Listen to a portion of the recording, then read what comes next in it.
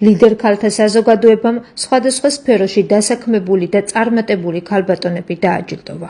რიგით მე-11 საქველმოქმედო ღონისძიებაზე შეხვედრის ერთ-ერთ მიზანს ძუძუს კიბოთი დაავადებული ქალბატონების მხარდაჭერა და ამ თემის მიმართ საზოგადოების ცნობიერების ამაღლება წარმოადგენდა. დღეს ლიდერ ქალთა საზოგადოებამ რიგით მე-11 ღონისძიება გამართა. საღამო მეძღვნებოდა ძუძუს კიბოთი დაავადებულ ქალბატონებს, ყავდა 30 ნომინანტი. ვფიქრობ, რომ ძალიან საინტერესოდ ჩატარდა ღონისძიება.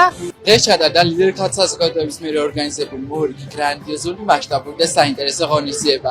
ღონისძიებაზე ჩვენ გავიცანით და ვიწყეთ მორიგი წარმატებული ქალბატონები, რომლებიც ახლად შემოვარდნენ ჩვენ ორგანიზაციას. მოცემული ღონისძიება გახდა საკმაოდ პომპეზური, ძალიან საინტერესო, მნიშვნელოვანი და რაც თავარია, საკმაოდ დიდი მისიით დატვირთული. ღონისძიებაზე ჩვენ გავიცანით ქალბატონები, რომლებიც მოღვაწეობენ დღევანდელ ბიზნეს გარემოში და გვიან დღევანდელ ბიზნეს ეკონომიკურ გარემოს. მადლობას ვუხდით თითოეულ ქალბატონს მობრძანებისათვის და სტუმრობისათვის. ნომინანტთა შორის როგორც უკვე წარმატებული ქალები, ასევე სტარტაპერებიც იყვნენ.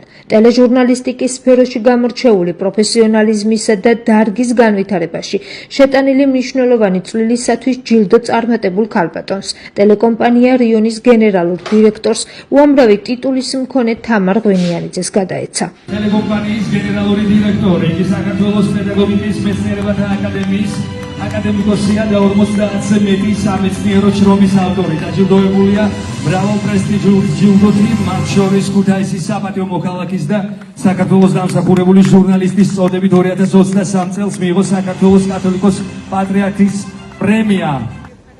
მიხარია რომ დღეს თქვენს გვერდით ვარ, ბედნიერი ვარ რომ უერთდები თქვენს საზოგადოებას. მე მოკლედ მოგახსენებთ იმის შესახებ, რომ ტელეჟურნალისტიკა არ გახდათ ჩემი პროფესია.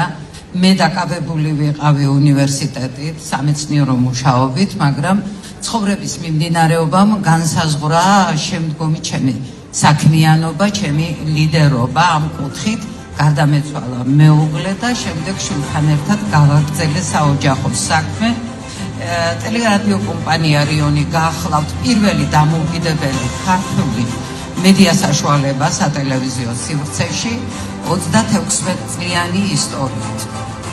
შემდეგ ისე წარიმართა ჩემი ცხოვრება, რომ შვილიც დავკარგე და შვილთან ერთად გავაგრძელე საქმე. დამიწვეს ტელევიზია 2004 წელს და ფერფლისგან აღვადგინე.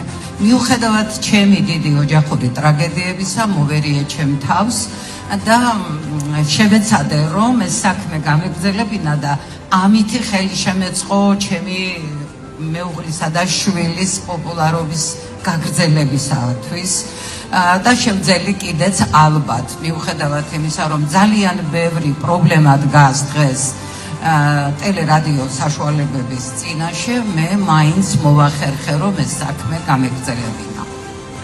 მინდა გითხრათ, რომ ქალად ჩვენ ალბათ გავჩნდით ღვთისნებით, მაგრამ ლიდერობა გახლავთ ცოტა უფრო მეტი რამ და სულის მდგომარეობა, მე ასე ვთვლი. თუ ქალი არ არის შინაგანი რწმენით და თვითდაჯერებით გამორჩეული და არ ფიქრობს, რომ შეძლებს იმ საქმის გაკეთებას, რომელსაც მან მოგკიდა ხელი, სხვანაირად ვერ მიაღწევს წარმატებას. მიხარია რომ ამდენი ლიდერი ქალი ყავს საქართველოს. მიხარია რომ ჩვენს მხრებზეც დგას ეს ქვეყანა და ჩვენ ყველა ერთად შევქმნით ძლიერ საქართველოს.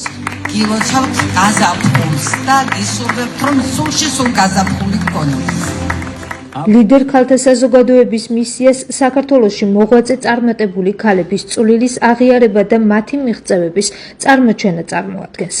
ორგანიზაცია 2015 წელს დაფუძნდა ქალბატონ ნათია შათირიშვილის მიერ, რომლის ძალისხმევითაც მასში უამრავი ლიდერი ქალია გაერთიანებული. მე-11 შეხვედრაზე წარმოდგენილი იქნა შთამაგონებელი წარმატების ისტორიები, ინოვაციური იდეები და სურპრიზები.